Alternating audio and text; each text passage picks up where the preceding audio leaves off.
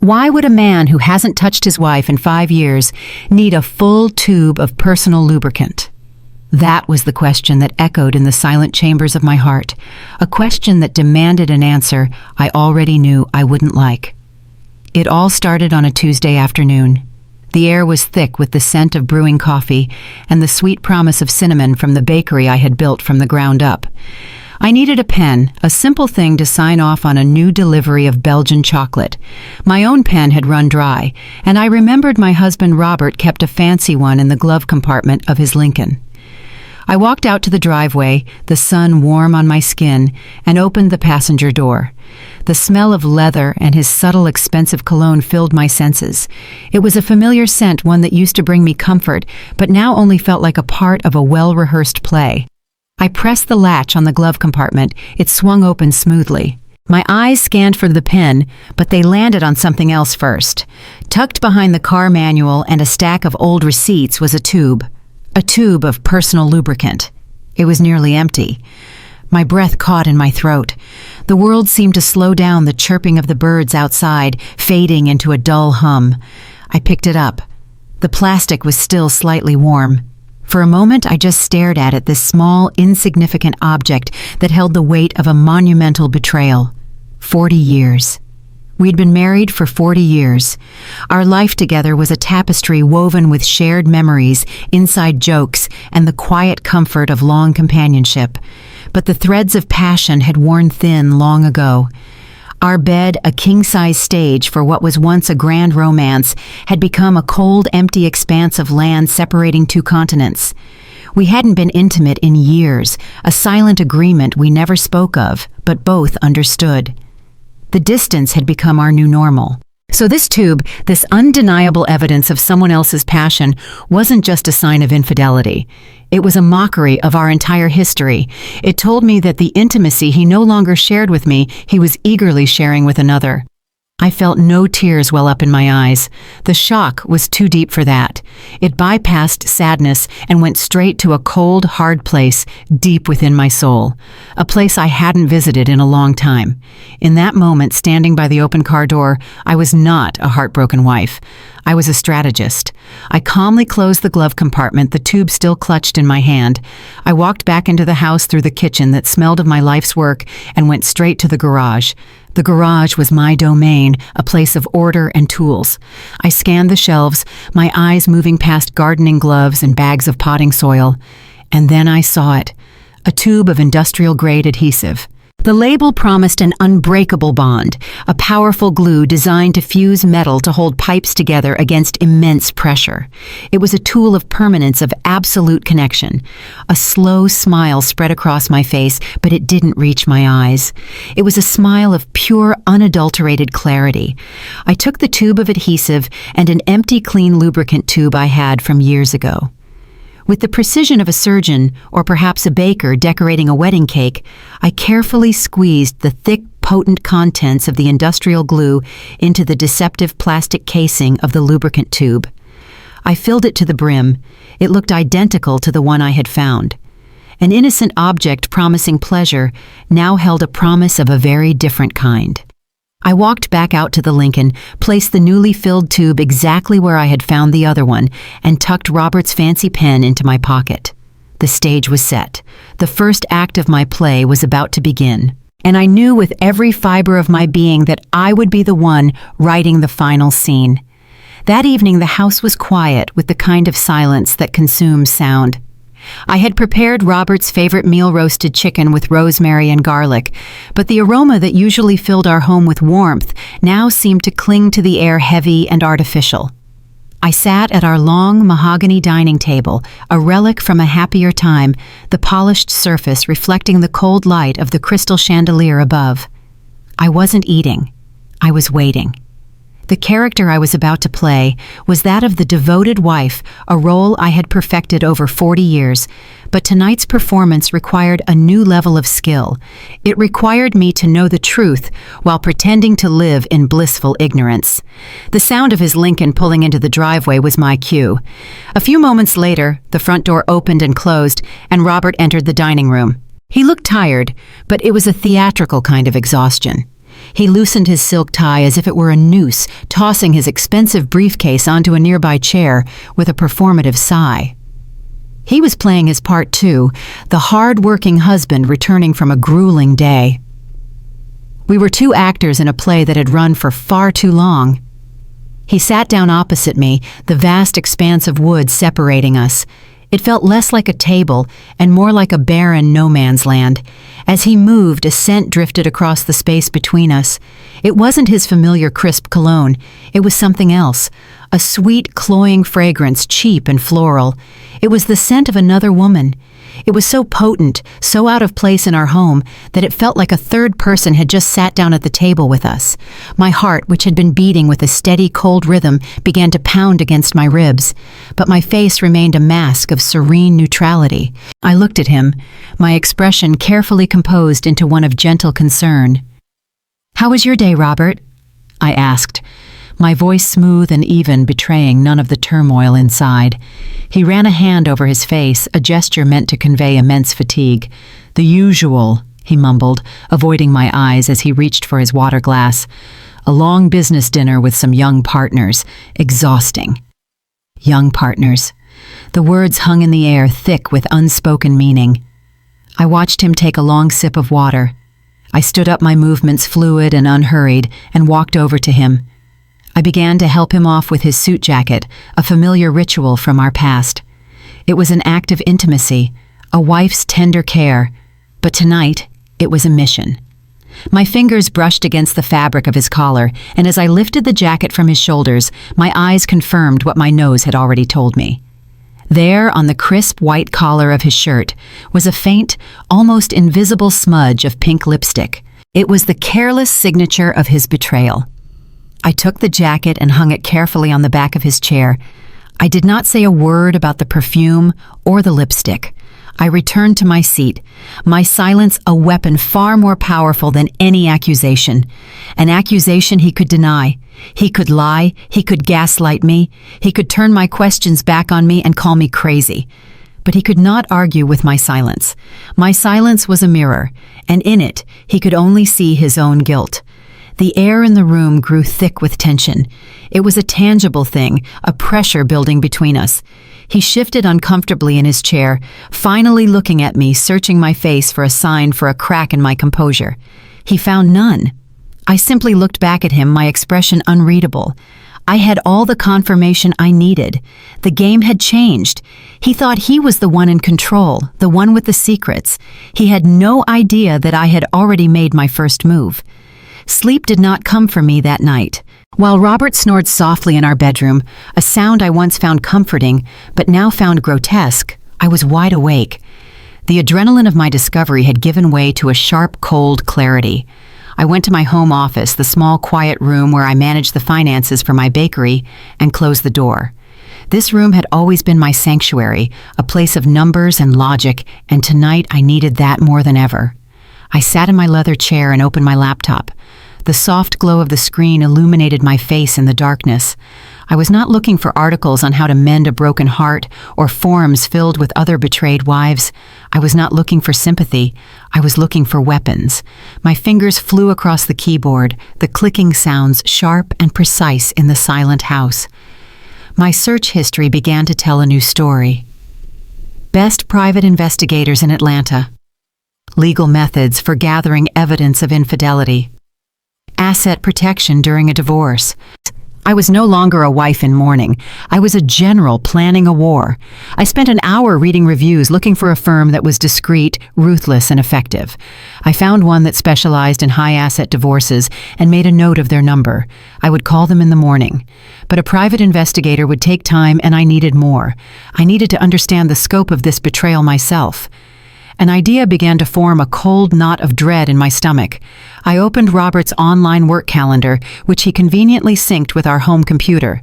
It was filled with entries marked business dinner or client meeting, usually on Wednesday or Friday evenings.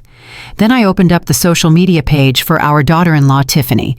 She loved to post about her life, sharing every detail with the world. I scrolled back through her posts, my eyes scanning the dates. My blood ran cold. Every single Wednesday that Robert had a business dinner. Tiffany had posted a picture with a caption like, "Girls' night out, yeah," or "So needed this evening with my friends." Every Friday he had a client meeting. She posted about a relaxing solo shopping trip. The dates lined up perfectly, one after another, for the last 6 months. It was a sickening, undeniable pattern. The coincidences were too perfect, the alignment of their lies too precise. The realization hit me like a physical blow, knocking the air from my lungs. It was her. It was my own son's wife. I leaned back in my chair, the screen's light feeling harsh and unforgiving. This was no random affair. This was a betrayal that cut to the very core of our family, a poison injected into the heart of everything I held dear. To confront them now would be a fool's errand. They would deny it. They would lie. They would twist the story and make me the villain, the paranoid aging wife. No, that was not how this story would end. I needed more than just the truth. I needed proof that was irrefutable, and I needed a plan that would deliver not just justice, but a reckoning. The clock in the hall struck 2 each chime, echoing through the cavernous silence of the house. This was the hour of ghosts and secrets, and tonight I was hunting for both. I slipped out of my bed, my movements practiced and silent. Robert was a heavy sleeper, his snores a steady rumbling rhythm that I used to find reassuring. Now it was just the soundtrack to his deceit. Dressed in dark clothing, I moved like a shadow through the hallways of the home I had built, every creaking floorboard a potential landmine. My destination was Robert's office, the command center for his life, and I suspected for his lies. The door was unlocked. I slipped inside, closing it gently behind me, until I heard the soft click of the latch. The room was dark, save for the pale moonlight filtering through the large window. I didn't turn on a light. I navigated by memory to his large oak desk and sat in his chair. It still felt warm. I powered on his computer, and the low hum of the machine was the only sound in the room. The login screen appeared a picture of a smiling Robert and me on a beach vacation years ago. The irony was a bitter taste in my mouth. A single field blinked expectantly password. My heart began to beat a little faster. This was the first real barrier. I started with the obvious. Our anniversary. Incorrect. My birthday. Incorrect. His birthday. Incorrect. I tried the names of our children, the street we grew up on, the name of his first car. Each attempt was met with the same cold, digital rejection. I felt a flicker of frustration, but I pushed it down. Panic was a luxury I could not afford. I closed my eyes and thought, what did he value? What was important to him, but only to him? And then it came to me. A memory from long ago, our first dog, a goofy golden retriever named Buddy that he had adored. It was a long shot. My fingers typed out the letters BUDDY123. I hit enter. The screen flickered and the desktop appeared. I was in. A small, cold smile touched my lips. Even in his secrets, he was predictable. I began my search. My clicks quiet and deliberate. I looked through documents, spreadsheets, picture folders. It was a digital representation of a respectable life. Financial plans, investment portfolios, photos from family gatherings. For a moment, a sliver of doubt crept in. Was I wrong? Was I the paranoid, jealous wife he would surely claim I was? Just as I was about to give up, I heard it. A sound from upstairs that made my entire body go rigid. The creak of a floorboard directly above the office. Robert was awake. My heart leaped into my throat. Adrenaline surged through me. My hands flew to the monitor, shutting it off just as I heard his footsteps in the hallway, slow and heavy, coming closer. There was nowhere to run. I scrambled from the chair and pressed myself into the darkest corner of the room, behind the heavy velvet curtain that covered the window.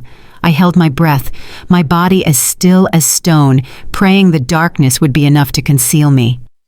The doorknob turned. The door swung open, casting a sliver of light from the hallway into the room.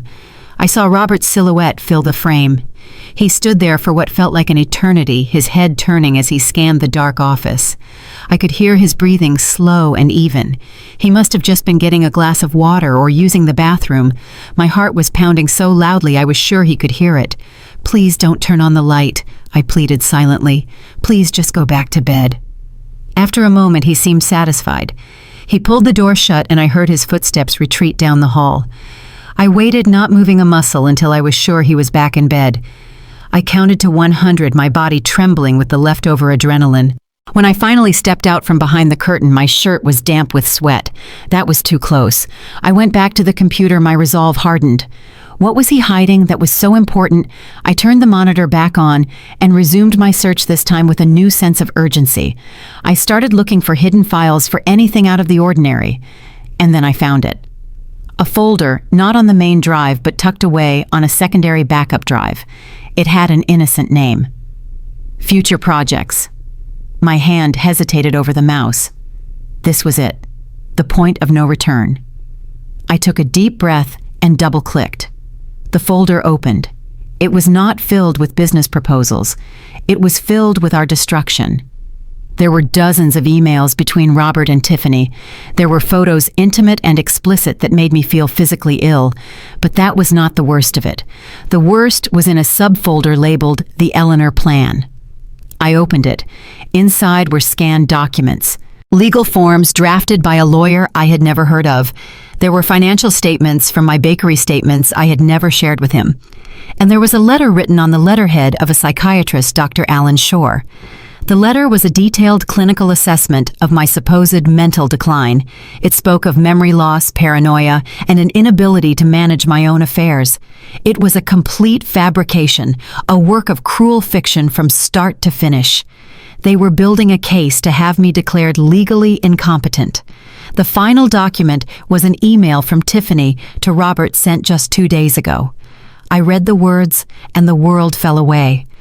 "Just get the old hag to sign this last power of attorney form," she had written. "My friend in the legal department says it's the final piece. Once she signs, everything is ours. She'll be in a nursing home soon enough, my love, and we can finally be together without having to hide." The old hag. That's what I was to them. Not a wife, not a mother-in-law, just an obstacle, an old hag to be disposed of. I sat there staring at the screen, the words burning themselves into my mind.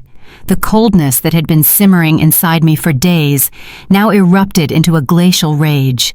They hadn't just betrayed me. They had sentenced me to a living death, and for that there would be no forgiveness. There would only be a reckoning. I sat there in the dark, motionless, as the words on the screen burned themselves into my memory. The old hag. The 2 words looped in my mind, a cruel mantra of my own obsolescence. The soft blue light of the monitor was the only thing illuminating the room, and it painted my face in a cold, ghostly glow. I felt nothing and everything all at once. It was a strange, hollow sensation, as if I had been scooped out, leaving only a shell behind. The initial sharp pain of discovering the affair now felt like a distant memory, a simple flesh wound compared to this. This was not a betrayal of the heart. It was a betrayal of the soul. This was not a crime of passion. It was a cold, premeditated execution. They had planned to erase me, to lock me away in a sterile white room where my days would blur together, where I would be nothing but a fading memory, a problem that had been solved. They wanted to steal my life's work, the bakery I had poured my heart and soul into, the one thing that was truly mine. They wanted to take my home, my dignity, my very identity, and leave me to rot. And the architects of this cruel plot were not strangers, not faceless enemies. They were my husband of 40 years and the woman my son had chosen to love. My gaze drifted from the screen to the collection of silver-framed photographs on my desk. They were small, shiny monuments to a life I now realized I had never truly lived. In one, we were all on the beach, the sun high in the sky. Robert had his arm around me, a wide, genuine smile on his face, or so I had thought. Now I saw the hollowness in his eyes. I saw the way his smile didn't quite reach them. Standing next to us was my son Andre, with his arm around his wife Tiffany. She was beaming, her head tilted affectionately towards him. Now I saw the flicker of something else in her eyes, a calculating glint, a predatory gleam that I had mistaken for youthful exuberance. The whole picture, once a cherished memory of a perfect family vacation, was now a grotesque tableau of lies. Every laugh was a performance, every smile a mask. I picked up another photo, this one from last Christmas. We were all gathered around the tree wearing the silly sweaters I had bought. Tiffany was handing me a gift, her expression one of perfect daughterly affection. I remember feeling so happy in that moment, so grateful for the family we had built. I looked at the photo now and felt a wave of nausea. Her hands, the same hands that had typed those venomous emails, were touching mine. Her smile, the same smile she wore while plotting to put me in a nursing home, was directed at me. It was all a lie. A long, elaborate, cruel deception. My entire life, my entire family felt like a stage, and I was the only one who hadn't been given a script. I was just a prop, a placeholder, a resource to be used and then discarded when I was no longer convenient. I placed the photo back on the desk, my movements slow and deliberate. A profound sense of coldness washed over me, so deep it felt as if it was settling into my bones. But I did not cry. The tears would not come. The pain was too vast, too absolute for something as simple as tears. Tears were for sadness, for heartbreak. What I was feeling had moved far beyond that. It was a feeling of pure primal revulsion. A quiet rage began to smolder in the hollow space inside me. It started as a tiny spark, a flicker of defiance, and then it grew fed by every lie, every fake smile, every calculated act of betrayal. The sadness did not just fade away, it was burned away, incinerated by this new, white-hot fury.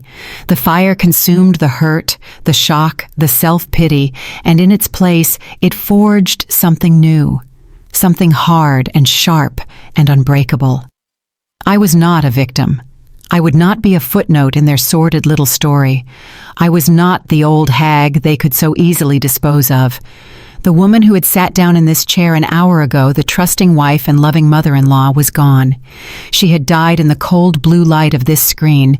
The woman who remained was someone they did not know, someone they could not have possibly anticipated. I looked at my reflection in the dark screen, at the hard lines of my face and the cold fire in my eyes. They had wanted to erase me. Instead, they had created a monster, and I would make them regret it for the rest of their miserable lives. Justice was coming for them, and I would be the one to deliver it. The next morning I woke up before the sun. I moved through the quiet house, a ghost in my own life, and went to the kitchen. I made coffee, the rich aroma filling the air, a comforting scent from a life that was no longer mine. I cracked eggs into a bowl, whisking them with a steady, practiced hand. When Robert came downstairs, dressed in his golf attire, he found a perfect omelet and a hot cup of coffee waiting for him on the table. He was a man on his way to the gallows, and I was serving him his last meal, though he didn't know it yet. He looked at me, a flicker of surprise in his eyes. "You're up early?" he said, his voice still thick with sleep. "I had a good night's rest," I replied, my voice light and airy. I even managed a small, convincing smile. "I thought I'd make you breakfast before you left." He seemed to relax, taking my pleasant demeanor as a sign that all was well in our silent, fractured world. He ate his breakfast, chattering about his golf game, about the weather, about a stock he was considering. I listened, I nodded, I smiled. I played the part of the dutiful wife so perfectly that I almost believed it myself.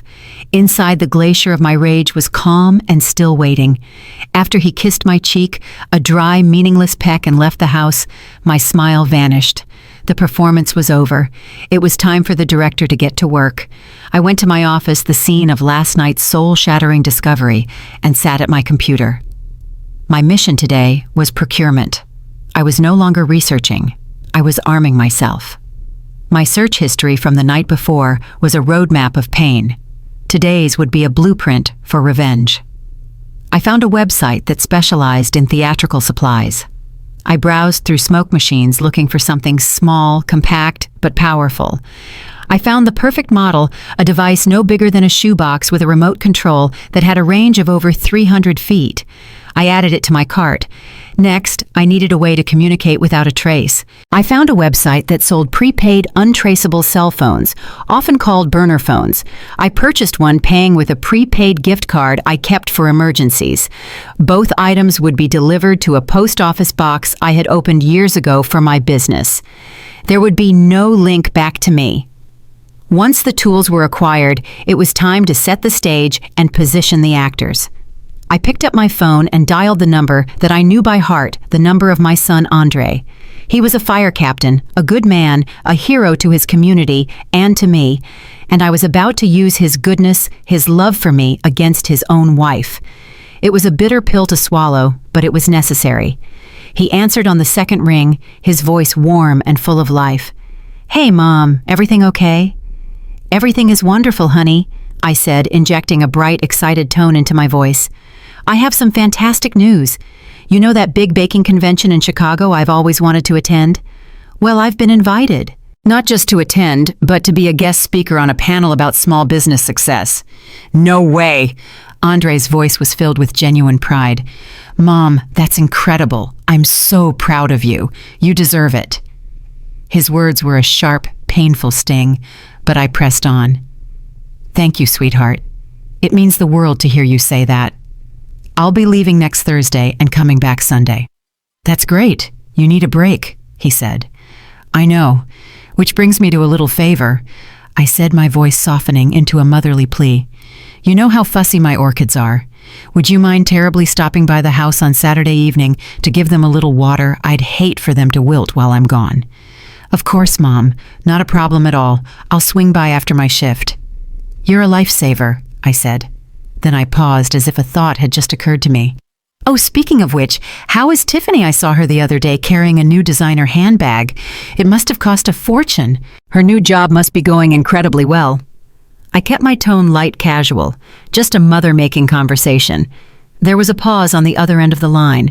When Andre finally spoke, his voice was heavy, all the earlier excitement gone. "I'm not so sure, Mom," he said, a weary sigh escaping his lips. "She says it's from bonuses, but there have been a lot of bonuses lately, a lot of new clothes, new jewelry. It just feels strange. When I ask about it, she gets defensive." Bingo. The seed was planted. "Oh," I said, my voice full of gentle, uncritical concern. "Well, I'm sure it's nothing. I'll see you before I leave for my trip, honey. I love you."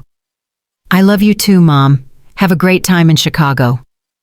We hung up. I placed the phone down on the desk, my hand perfectly steady. I had lied to my son. I had manipulated him. And I had used his own marital troubles as a tool in my plan. A part of me felt a deep, aching guilt. But a larger part, the cold, hard part that was now in control, knew it was the only way. He was a victim in this too, and he deserved to see the truth. I had just made sure he would have a front row seat when the curtain finally rose. The drive to the airport was a masterclass in deception. I sat in the passenger seat of the Lincoln, the very car that had served as the first crime scene, and listened to Robert talk about his upcoming trip. He spoke of meetings and presentations, of networking and building connections. I listened, nodded, and smiled, offering the kind of supportive, wifely encouragement he had come to expect. I had even packed his suitcase for him, carefully selecting his favorite shirts and ties, a final act of domesticity that was layered with a dark, bitter irony. When we arrived at the departures curb, I leaned over and gave him a kiss on the cheek. His skin was warm, his cologne familiar. For a fleeting second, the woman who had loved him for 40 years surfaced a ghost of a feeling that I quickly pushed back down into the depths. "Have a safe flight, Robert," I said, my voice steady. "Call me when you land." "I will," he said, giving my hand a perfunctory squeeze. "Your flight is in a few hours, right? Don't be late." "Don't worry about me," I replied, my smile never wavering. "I have everything under control." He had no idea how true that statement was. I watched him walk into the terminal, dragging his suitcase behind him, a man walking blissfully unaware toward the edge of a cliff. I waited until he disappeared from sight before I put the car in drive and pulled away. The moment the airport was out of my rearview mirror, the mask fell away. My smile dissolved and my expression hardened into one of pure, unadulterated focus. The drive home was different. The world seemed sharper, the colors more vivid. I was not a wife returning to a lonely house. I was a soldier returning to her command center. The house was not empty. It was a stage meticulously prepared for the final dramatic act of a tragedy. And tonight, the villains were about to get their curtain call. I parked the car in the garage and entered the house. The silence that greeted me was no longer oppressive. It was expectant. It was the quiet before a storm. I did not waste a moment. My first stop was the kitchen. I went to the back of the pantry and pulled out an old, heavy-bottomed skillet, one we hadn't used in years. It was perfect. I placed it on the front burner of the stove and poured a generous amount of cooking oil into it, enough to create a thick, greasy smoke when heated. Next, I retrieved the package that had arrived at my post office box the day before. I unboxed the smoke machine. It was smaller than I had expected, a compact black box of incredible potential. I read the instructions, which were simple enough. I found the perfect hiding spot for it in the dark, recessed space under the kitchen counter, directly below the stove. I crawled on my hands and knees, positioning the device so the nozzle was aimed directly at the bottom of the skillet. I used a roll of heavy-duty duct tape to secure the machine in place, ensuring it would not move. This was not a real fire. It was an illusion, and every detail had to be perfect to be believed. With the device secured, it was time for a dress rehearsal. I stood up and walked to the other side of the kitchen, holding the small remote control in my hand. It had a single, unassuming red button. I took a deep breath and pressed it. For a second, nothing happened. Then I heard a low hiss, and a thick plume of dense white smoke shot out from under the counter, engulfing the skillet. The smoke was acrid and chemical-smelling, nothing like a real fire, but looking exactly like one. It billowed upwards quickly, filling the kitchen with an impenetrable fog. It was perfect. More than perfect. I pressed the button again, and the hissing stopped. I walked through the haze, my eyes watering slightly, and opened all the kitchen windows and the back door, letting the afternoon breeze clear the evidence of my experiment. Once the air was clear, I moved on to the final preparations. I walked back out to the garage and opened the passenger door of the Lincoln one last time. I reached into the glove compartment. My fingers closed around the familiar shape of the lubricant tube. It was still there. The bait was set. I closed the door and went back inside. My final task was to secure the theater. I walked through every room of our large house, my footsteps echoing in the silence. I checked every window, making sure each one was locked tight. I checked the front door, the back door, the side door, turning the deadbolts on each one. The house was now a fortress, a trap. Finally, I went to the small window in the laundry room at the very back of the house, a window that faced the shared fence with our nosy neighbor, Mrs. Gable. I unlocked it and pushed it open just a crack no more than an inch. It was a small, calculated breach in my defenses. It was the escape route for the smoke, the signal flare that would summon the audience for the performance that was about to begin. The stage was set. All I had to do now was wait for the actors to arrive. The sun began its slow descent, painting the evening sky in hues of orange and purple, the kind of beautiful, peaceful sunset that used to fill me with a sense of calm. Tonight, however, it felt like a prelude, a dramatic opening act for the chaos that was to come. From my vantage point at the end of the street, I watched the world go on as if it were just another ordinary Saturday night. A neighbor, Mr. Henderson, was watering his prize-winning roses, the spray from his hose catching the last rays of light like a shower of diamonds. A group of children rode their bikes down the sidewalk, their laughter echoing in the twilight air, a sound of pure, uncomplicated joy. It was a scene of perfect suburban tranquility, a beautiful, fragile lie that concealed the ugliness festering within the walls of my own home. I was not in Chicago, surrounded by the hustle and bustle of a vibrant city. I was here in a rented sedan with tinted windows, a cheap, anonymous car that smelled faintly of stale coffee and the chemical vanilla of an air freshener. It was a world away from the familiar scent of leather and cedar in my Lincoln. I had parked it under the sprawling branches of an old oak tree, a position that offered me a clear, unobstructed view of my house, while keeping me shrouded in the deepening shadows. On the passenger seat next to me lay two objects, the only tools I needed for the task ahead, a simple black burner phone now fully charged, and the small, unassuming remote control for the smoke machine. My entire future, my entire plan for justice was contained in that single, potent red button. I sat and I waited. The minutes stretched into an eternity, each one a small lifetime of reflection and hardening resolve. With every passing car, my body tensed, my hand instinctively reaching for the remote, but none of them turned into my driveway. The streetlights flickered on one by one, casting long, dancing shadows across the manicured lawns. My house looked beautiful in their soft, artificial glow, a stately brick home with large, welcoming windows. It looked like a happy home, a home filled with love and warmth and 40 years of memories. It was the greatest deception of all. Inside, the fire of my rage had settled into a calm, patient, and intensely cold resolve. I was no longer a woman scorned, consumed by chaotic emotion. I was a hunter waiting silently for the prey to walk confidently into a trap they could not possibly see.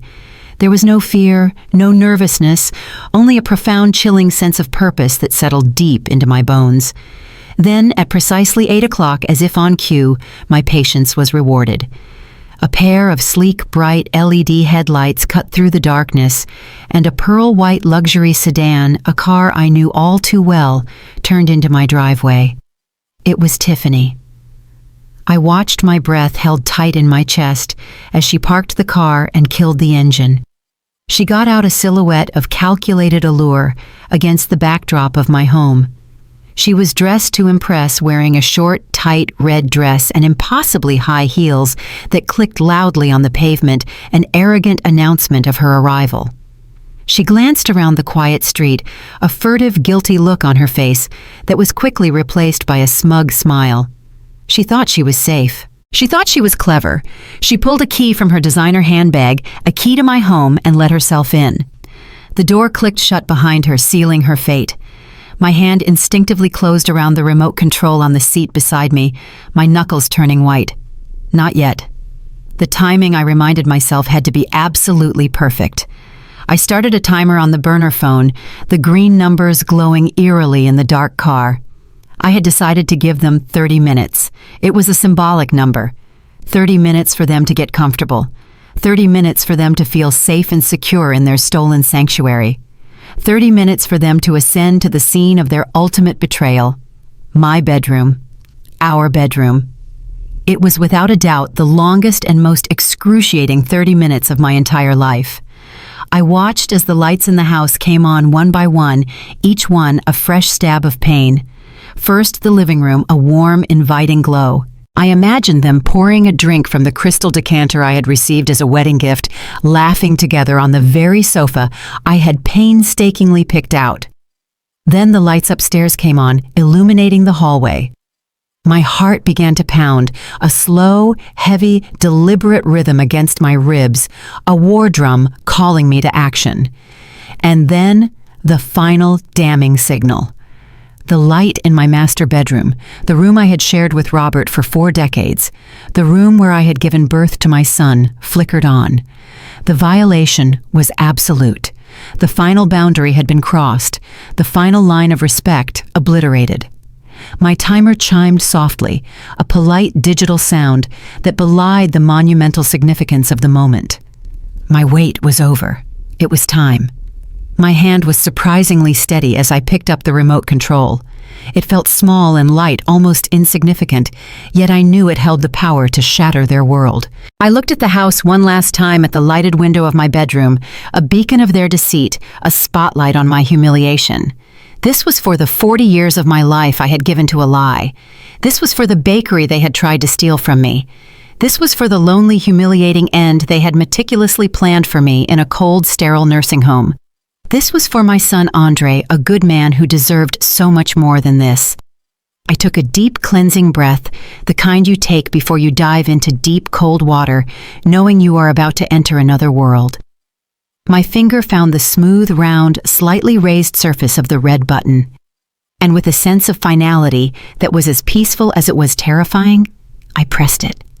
There was no sound, no explosion, just a silent digital command sent through the air on an invisible wave. For a moment, a single heart-stopping moment, nothing seemed to happen. The house remained exactly as it was, a perfect picture of domestic peace. I felt a fleeting, sickening thought flash through my mind. What if it didn't work? What if the batteries were dead? What if I had made a mistake, but I pushed the doubt away with a force of will I didn't know I possessed?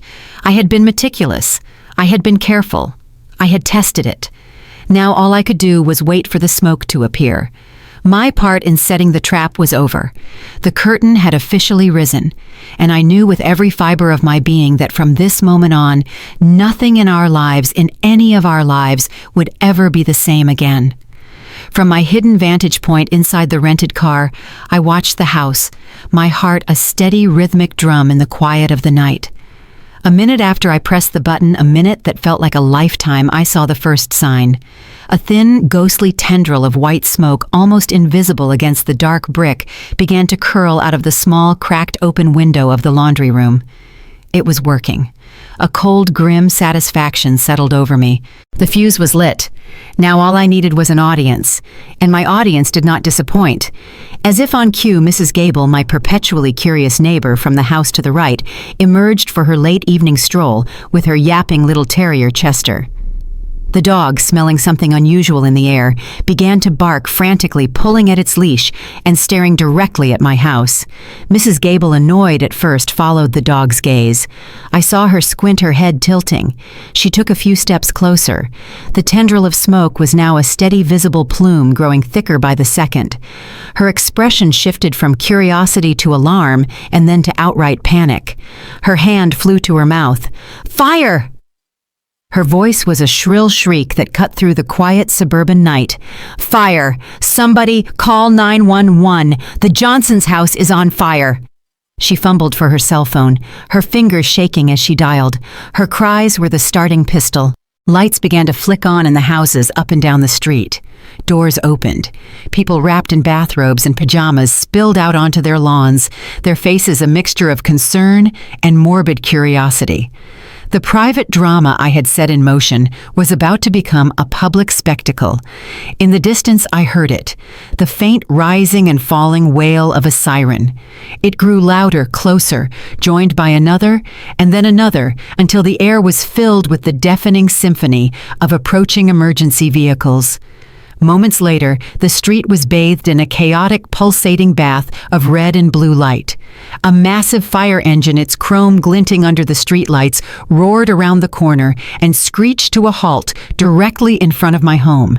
It was followed by an ambulance and a police car. This was no small response. This was the main event. My breath caught in my throat as I saw a figure in full heavy firefighting gear jump down from the driver's side of the lead engine. He moved with an authority and confidence that I knew all too well. He turned to his crew, shouting orders, his voice muffled by the helmet. Then he pulled the helmet off to better assess the scene, and my heart simultaneously swelled with pride and shattered into a million pieces. In the flashing, strobing lights, I saw his face clearly. It was my son. It was Andre. He stood there, a hero ready to run into a danger that wasn't real, his face a mask of professional focus. He had no idea he was about to walk into the wreckage of his own life. A sharp, piercing pang of guilt shot through me, but I forced it down. This was necessary. This was the only way he would ever see the truth, the only way he would ever be free. His team, acting on his orders, pulled a battering ram from the truck. "Is anyone home?" Andre yelled towards the house, his voice booming with authority. There was no answer. He gave the signal. With a sickening crunch of splintering wood, the front door, the door I had painted a welcoming shade of crimson just last spring, was smashed open. As Andre and his team charged into the house, the crowd of neighbors grew a silent, captivated audience. Phones were raised, their small screens glowing in the dark, recording every moment of the unfolding drama. The public humiliation phase of my plan was proceeding perfectly. From my dark car, I watched it all, the silent, invisible director of this chaotic theater. Inside, as I imagined it, Andre and his team would have swept the downstairs first. They would have found the kitchen filled with thick artificial smoke and quickly located the source. Not a raging fire, but a bizarre small machine humming quietly under the counter. The immediate danger was gone, but the protocol was clear. They had to search the entire house for occupants who might have been overcome by the smoke. "Clear the upstairs." Bang! I could almost hear Andre command his team. He would have taken the lead, charging up the stairs, his heart likely pounding with concern for his mother, who was supposed to be in Chicago. He would have reached the master bedroom, the door closed. "Fire department," he would have yelled, pounding on the door. "Is anyone in here?" Hearing no response, he would have done what he was trained to do. He would have kicked the door open. And that is where he would have found his own personal hell. The scene I had so carefully orchestrated. Not a victim of a fire, but the architects of a betrayal. His father Robert and his wife Tiffany naked on the bed, their faces a mask of sheer panic and terror. And then the final horrifying detail would have come into focus. They weren't just in bed together. They were entangled, twisted, and physically stuck to one another in a grotesque, unnatural embrace, their desperate struggles only making their predicament worse. The industrial superglue had worked better than I had ever dreamed, and in that one horrifying, life-altering moment, my son Andre, the hero, the fire captain, would have looked upon the faces of the two people who had betrayed him most, and he would have finally, irrevocably understood everything. For Andre, the world narrowed to the horrifying tableau in his bedroom, lit by the hellish pulsating strobes of the emergency lights outside.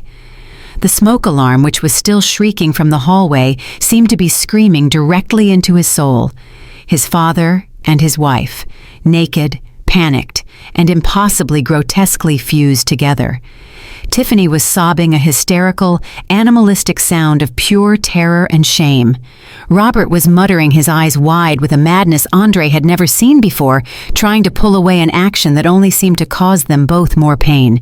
Andre's training, his years of running into burning buildings and facing life or death situations, had prepared him for nothing like this. This was not a fire he could extinguish. This was a personal inferno that was consuming his entire life, and he was standing directly at its center, paralyzed. One of his firefighters appeared at his shoulder. "Captain, is everyone okay?" The question was so absurd, so inadequate for the scene before them, that it snapped Andre out of his trance. He raised his radio to his lips, his voice a hoarse, unrecognizable croak. "Paramedics, master bedroom, now." Two paramedics, their faces grim and professional, entered the room a moment later. They stopped dead in their tracks just inside the doorway, their medical kits hanging limply in their hands. For a solid 10 seconds, they simply stared, their training and experience offering no precedent for the bizarre human sculpture of betrayal before them. The lead paramedic, a tall woman with tired eyes, was the first to recover. She approached the bed cautiously, her partner following suit. "Sir, ma'am, we need you to stay calm," she said, her voice attempting a soothing tone that was utterly lost in the chaos. They did a quick professional assessment, their gloved hands carefully examining the point of connection. They exchanged a look of complete bewilderment. "What is this?" the second paramedic whispered loud enough for Andre to hear. "It's like they're glued together." The lead paramedic turned to Andre, her face grim. "Captain, we can't separate them here. Whatever this is, it's beyond our field capabilities. We have to transport them to the hospital. It's the only way." The words hung in the air, a death sentence for any shred of dignity Robert and Tiffany had left. The decision was made. A call was put out for a bariatric stretcher, a wide reinforced gurney designed for larger patients. The process of moving them from the bed to the stretcher was a clumsy, agonizing ordeal. They were a tangled, weeping and shouting mess of limbs, their shame on full display for the firefighters and paramedics who had to maneuver their joined bodies. Finally, they were situated on the gurney, and a single thin white sheet was draped over them. It was a pathetic shroud doing little to hide the grotesque reality of their situation. And then it began, the parade of shame. They were wheeled out of the bedroom, down the hallway, and towards the stairs. Every movement was a fresh wave of humiliation. As they reached the front door, the full horror of their public exposure became apparent. The entire neighborhood, it seemed, had gathered on the front lawn. The crowd was a sea of shocked and curious faces, illuminated by the flashing emergency lights, and in their hands, dozens of small glowing rectangles were held aloft. Dozens of cell phones, every single one of them recording.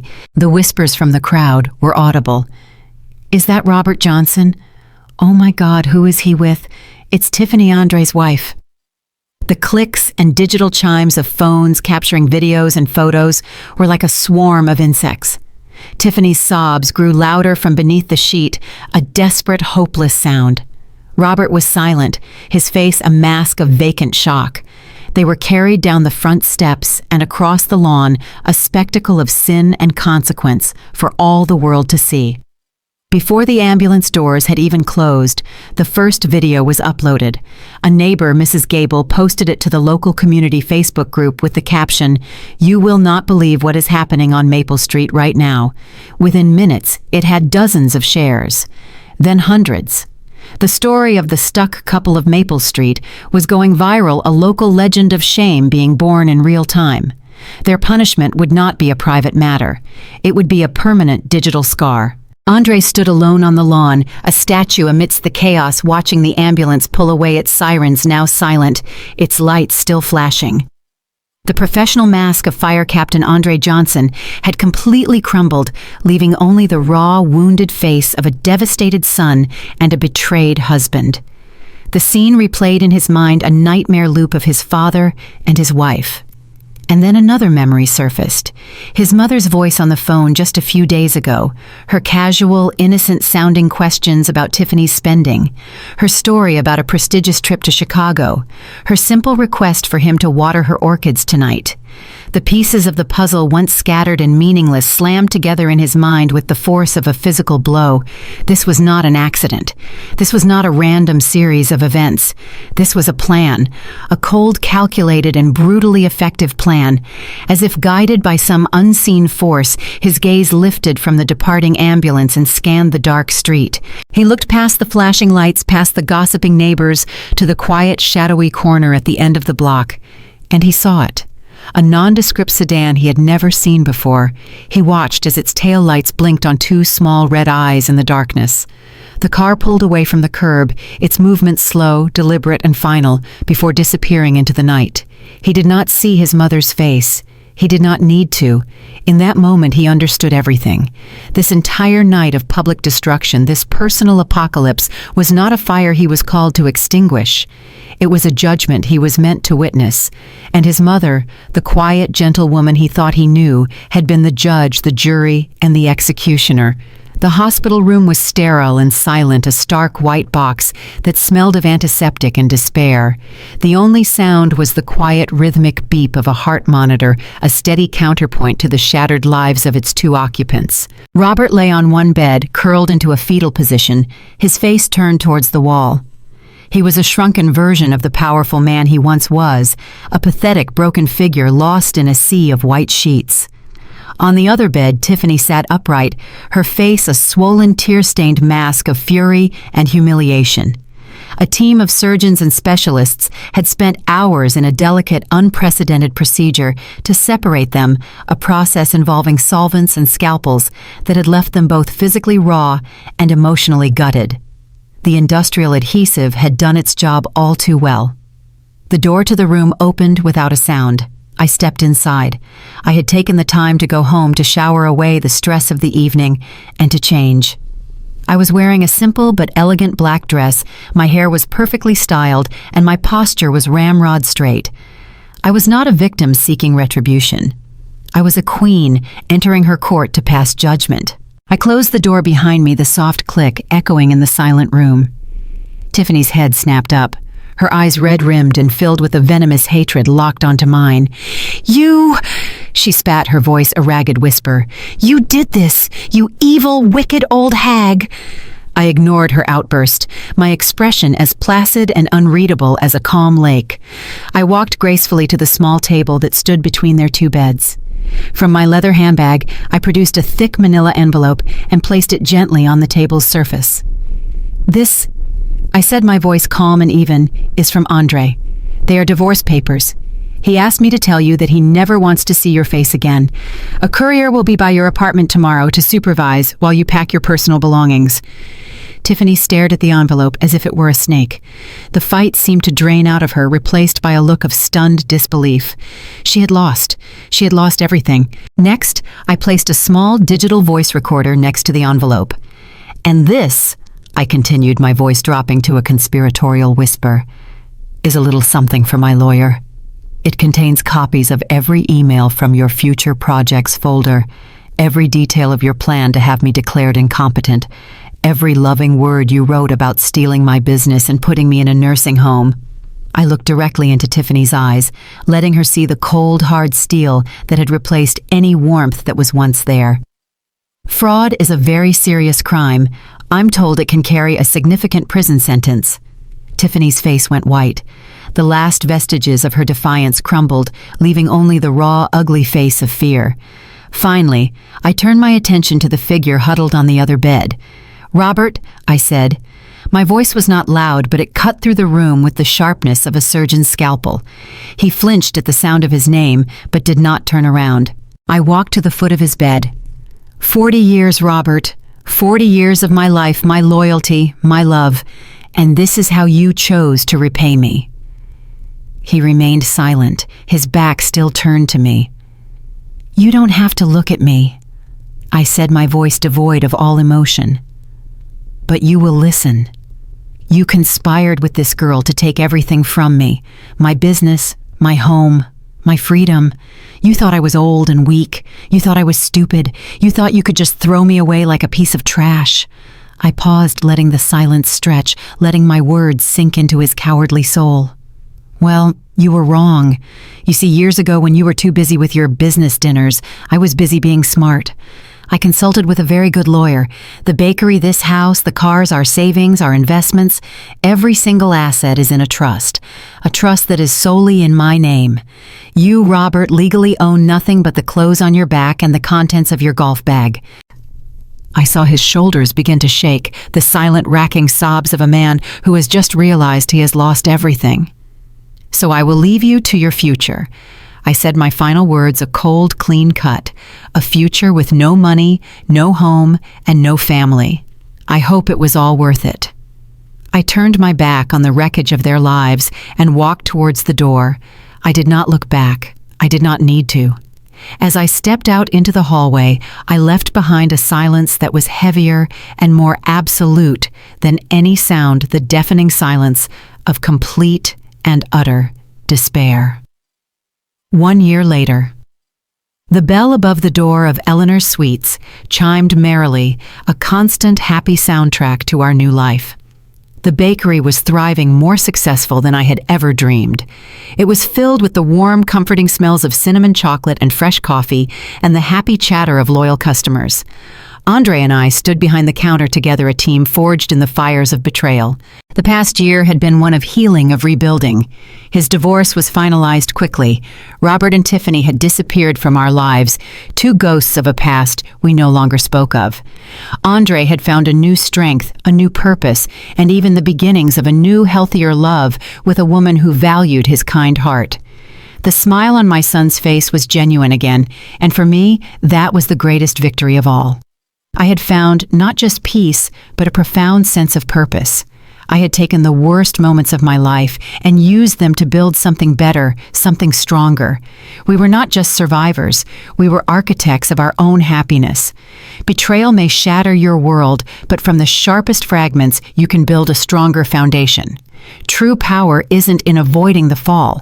It's in orchestrating the rise from the ashes, ensuring those who pushed you are left staring up from the rubble they created.